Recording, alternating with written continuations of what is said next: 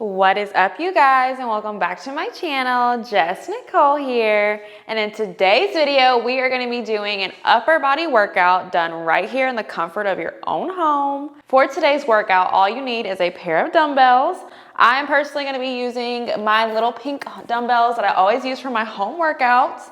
These are 7.5 pounds each, so I've got 15 pounds altogether. So today we're gonna be working our biceps, we're gonna be working our triceps, we're gonna be working our shoulders, and we're gonna be incorporating some ab work as well. So whenever you're ready, go ahead and grab your dumbbells, and let's go ahead and get started.